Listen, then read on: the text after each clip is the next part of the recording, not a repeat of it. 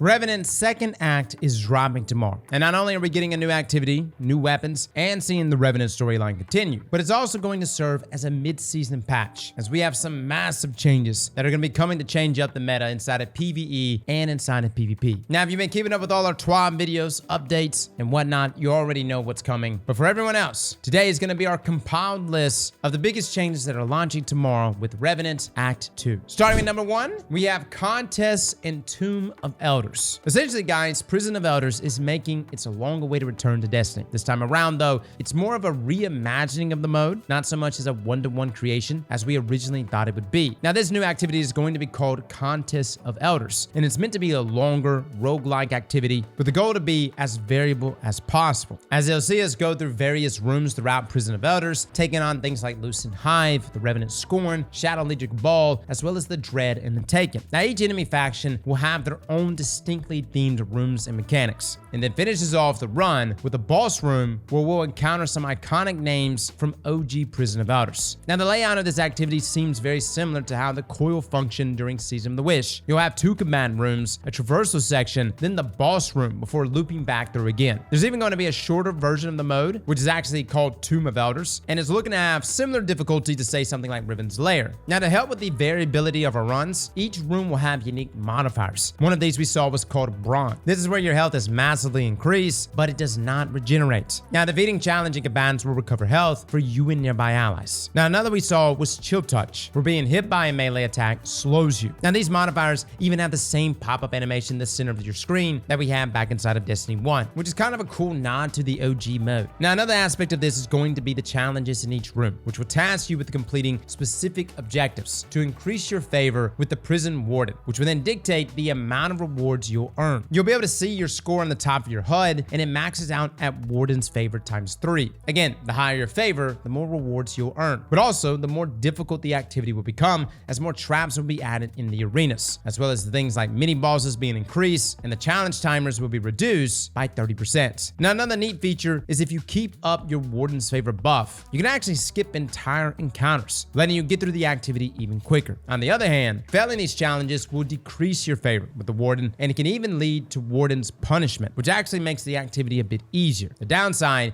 is that your rewards won't be nearly as good when Warden's punishment is active. And the developers themselves even tease that the Warden may have an actual punishment for you as well if you're at the Warden's punishment tier. I'm very much looking forward to this, guys. In my opinion, I think Onslaught, even though yes, it's cool that they've added it with new maps, new bosses, and everything else, I didn't feel like it was especially challenging. This Tomb of Elders, Contest of Elders mode though, this looks challenging. Change number 2. Along with our new activity, Act 2 is also going to be bringing us 2 new episode weapons and 1 new reprised weapon. First up, we have the Noxious Vetiver. This is an arc precision SMG, which will be able to roll combinations like attrition orbs and jolting feedback for my PvE players. You also got Pugilist and Loose Change in column 3, as well as Frenzy and Desperate Measures in that 4th column. And for my PvP players, you can get things like To the Pain and Target Lock. Now, there was a time where precision SMGs were dominating PvP, and they're still really good, especially if you got things like the God Roshayo's Wrath or Unending Tempest. Now, next up, we have Scavenger's Fate. This is a void precision shotgun. Now, it's going to have PvE roles like Repulsor Brace, Destabilizing Rounds. There's also a Discord dual loader role in column 3, which you can combine with perks like Vorpal or Surrounded. But for PvP, this one looks juiced, guys. Slide Shot, Closing Time, what a combination to give to a shotgun. And considering it's a precision shotgun, hell, it's already in the meta. Now, for our final episodic weapon, we have a reprisal in the form of Grid Skipper, a huge community favorite. It's going to have roles like Repulsor Brace, Destabilizing Rounds, and then for my PvP players, it'll have things like Lone Wolf and Zen Moment in that 3rd column, along with Headsinger and Multi-Kill Clip in that 4th column. Grid Skipper could very well challenge the meta with that right role. Change number 3, Iron Banner is finally making a return. Now, if you feel like you haven't played Iron Banner in ages, guys, you haven't. It literally is not launched in all of Revenant, as it's been delayed until November the 26th. Now, again, Iron Banner doesn't launch this week, but it'll be launching next week during Thanksgiving. Now, normally Iron Banner isn't something I'm super excited about, but this time around, we're getting some brand new drip. That's right, fellas. For the first time in a long time, we've got a new armor set coming, which actually looks really good. But more importantly, though, is we have the new Stasis rocket-assisted sidearm, and this one is looking to be a must-have weapon. You could roll things like Chill Clip in column 4,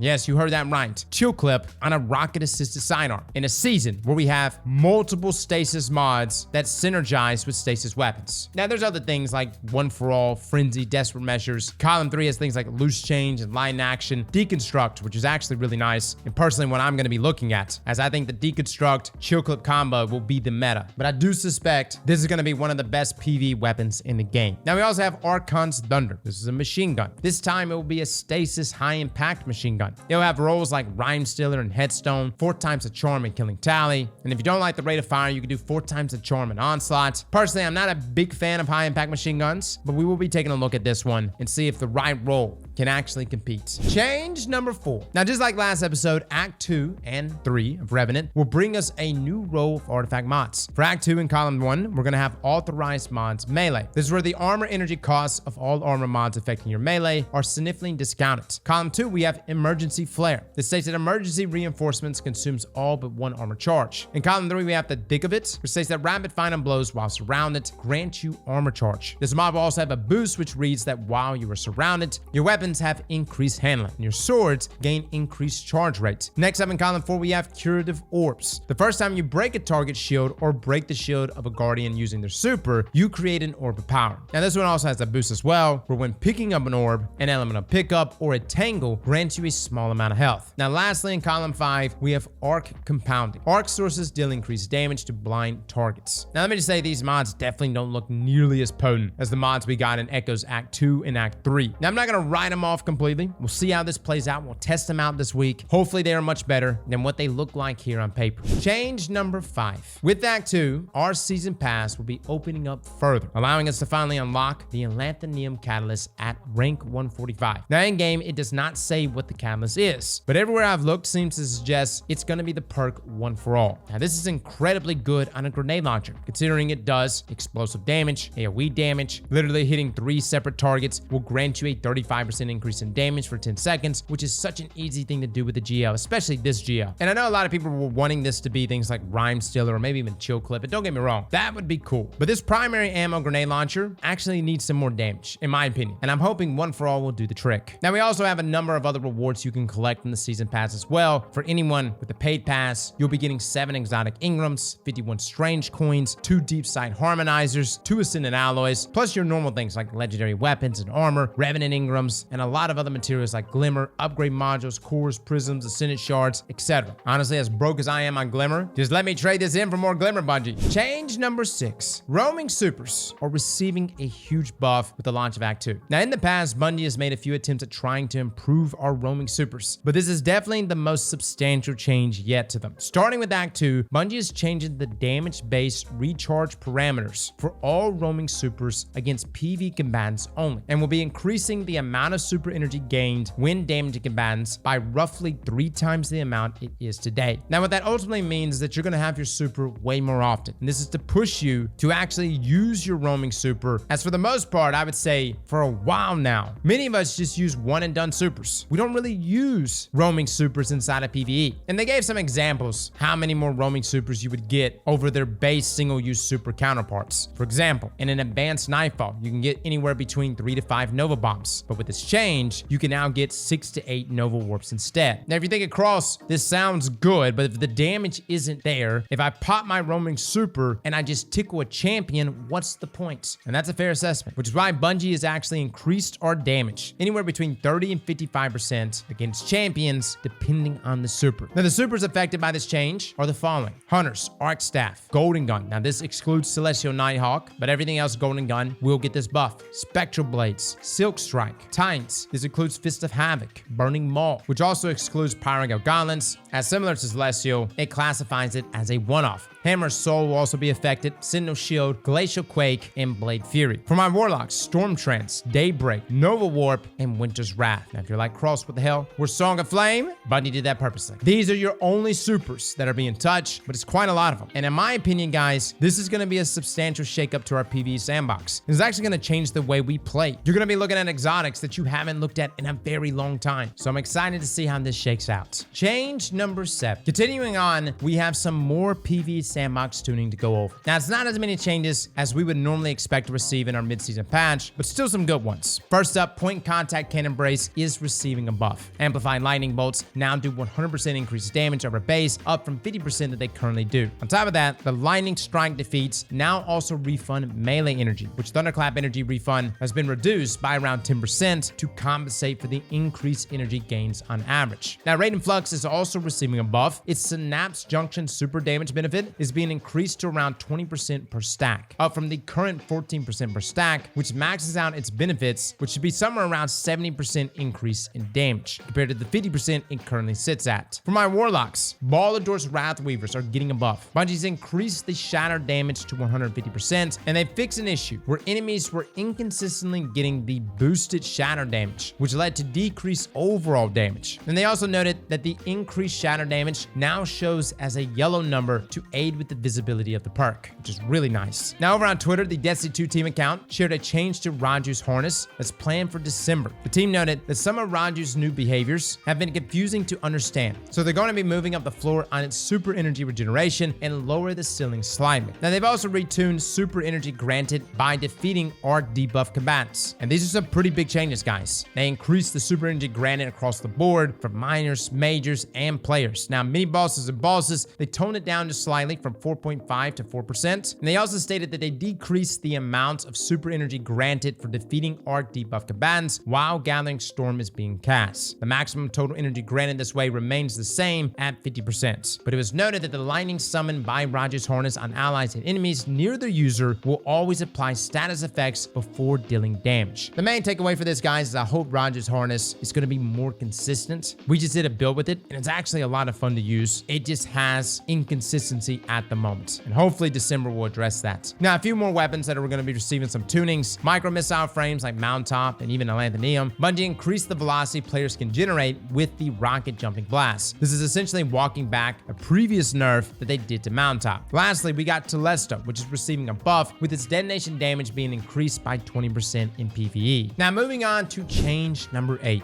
PvP players, you've got some changes coming your way. There's actually a decent amount to cover here. Starting off, we have ability tunings for Prismatic specifically. Now, Bungie noted that it's become clear that the combinations that Prismatic allows is problematic for the Crucible. Therefore, they decided to give all Prismatic classes a blanket 15% additional ability cooldown penalty inside of PvP and only PvP, which is on top of the already current 15% PvP ability cooldown penalty. They also stated that the Hunter Storm Super, Storm's Edge, is also catching a nerf. They'll be reducing the height of the damage impulse from 5 meters to 3.75 meters, and the damage resistance against players is being reduced from 53% to 45%, which is both on cast and even during the spin attack. And lastly, it's going to be moved from a tier 3 to now a tier 1 super cooldown, which will give it its longest super cooldown at a base 625 seconds. That one right there is going to be the big one that hurts. We also got one exotic armor piece receiving some tuning inside of PvP, that being Knucklehead Radar. Bungie has changed how to activate the perk. Bungie will require the wearer to damage a player to mark that target, as well as the duration of the target mark, which has been reduced from 7 seconds down to 3 seconds. The next up, we have some weapon tunings. Precision bows are seeing their body shot damage increase by 10%. This change doesn't affect Luminarch though. Hand cannons are seeing a bunch of changes. Aggressive hand cannons damage is being increased by 3%, which will now allow them to kill all resilience levels in 2 crits, 1 body, which is a really big deal, guys. Now, Igneous Hammer is seeing a small nerf though, and by small I mean literally next to nothing. Stability, handling, aim assist, it's all being reduced by a whopping 3. Now, Better Devils is actually getting that stat bump. It's getting all 3 of those. Stability, handling, and aim assist, all being increased by 3. Now, in yesterday's question, Headseeker should now finally work, which in my opinion, and again, I'm not a big fan of this archetype, but yesterday's question, it is the best for PvP. This heavy burst archetype has never really sat right for me inside of PvP. Warden's Law felt too sluggish, and since it's a 2-round burst hand cannon, I often found that Warden's Law would just land one of those shots as a crit, and the other one would just be like a body shot or just outright miss. Yesterday's question, though, doesn't seem to run into that issue, and personally, I think it's the best of the bunch. We'll be seeing how it shakes out, though, with Headseeker. Now, machine guns are also receiving a ton of changes to their heavy ammo and how it works inside of PvP. This is essentially to move adaptive machine guns down while bringing other machine guns up, but they've changed the scaler that determines how much ammo that you pick up when picking up heavy ammo. This is all going going to be dependent on your mag size. As you can see here, guys, depending on your magazine size will dictate how much ammo you pick up, with the larger your magazine netting you the most amount of heavy ammo possible. And that, of course, pushes us to other archetypes of machine guns. Now, next up, we also have some perk changes. Bungie saw high ground on bygones, and they said, you know what? That's a problem. And that is receiving a nerf. Dealing damage to a player with a primary weapon now only grants a single stack of the damage buff, and dealing damage with a special weapon or against PvE combatants will continue to grant the maximum stacks. Now, explosive payload is also receiving a nerf. Originally, it was nerfed back during Into the Light. Then with Revenant, it was brought back in its unnerfed state, while Bungie investigated options for the nerf to not be as punishing on all weapon types. So now it's being nerfed on legendary hand cannons only by reducing splash damage by 7% against players only. And for us, this is going to require us to do some testing, because for things like Exuvier with explosive payload or any other 120, you might be in a situation right now where you can't 2-crit one body max resilience guardians if your weapon has explosive payload. And yes, this is a damage nerf. Originally, I thought it was just going to be a 7% nerf to the perceived flinch, but it was confirmed that this is in fact a damage nerf. Now, a few exotic weapons are going to be receiving some tweaks. There's been an issue that's been corrected on Telesto, where it was doing less damage than intended in PvP. That's pretty interesting. We're going to try that one out. Ariana's Vow has had its critical damage bug fixed in PvP. Then for Thorn and Lumina, they're each receiving a stability stat bump of +5. No lie, I'm actually looking forward to using Thorn again. It's been too long. Now, change number 9 and our final change. The Dawning is making its return. Now, it's going to be returning on December the 10th, but it will be taking place in this act. Now, not a whole lot was talked about it during the Act 2 live stream, but what we do know is that we'll be baking cookies once again this year. We'll be passing them out to many of the vendors around the Sol system. And for my new players that have no idea what we're talking about, we're literally baking cookies. Like, that's literally the event. You'll get a quest, you'll get an oven, and you bake cookies, man. Get them ingredients, dude. You get to collecting, you slay some monsters, and then we bake them. Then you take that baked cookie and you deliver it to whoever to receive rewards, which will now include strange coins that you can use as Zerg. Now, ingredients will be receiving some quality of life changes. Bungie stated that they've increased the drop rates of all ingredients. They've also stated that they've added the new darkness subclasses in for the dark frosting ingredients, which will now include stasis and strand, making it easier than ever to farm those materials. Now, this year, the new weapons on the block is Mistral Lips. This is an adaptive burst void linear fusion rifle, which actually looks like it has some pretty good perk combinations. Now, during the Act 2 live stream, they showed off Withering Gaze and Bait and Switch, and it looks like it can get things like Envious Assassin and Reconstruction in column 3, along with things like Precision Instrument, Firing Line, and Vorpal in that 4th column. We also have reprised roles for our old Dawning weapons: Fusion Rifle Glacial Chasm, the Pulse Rifle Stay Frosty, the Albedo Wing Glaive, the Stasis Sword Zephyr, and finally, the Solar Heavy Machine Gun Avalanche. Now, it was stated that these could be focused once again at EVA, along with having the ability to drop multiple perks. We'll also have a Dawning Universal Armor set for each class. The very cool look, guys. Straight up a Celestial Space Dragon thing. And again, all of this can be acquired either through Silver or Bright Dust. So those are our changes coming tomorrow. Let me know in the comments below what you think. We'll be live on our Twitch, so feel free to come by, guys. We'll be hitting all the new content together, pulling people from the stream. We've got some giveaways this week as well for both some Still Series items, some emblems, as well as some more bundles. So be looking out for those. Fellas and ladies, thank you all for coming and watching. And as always, slap that like button like your mama told you right.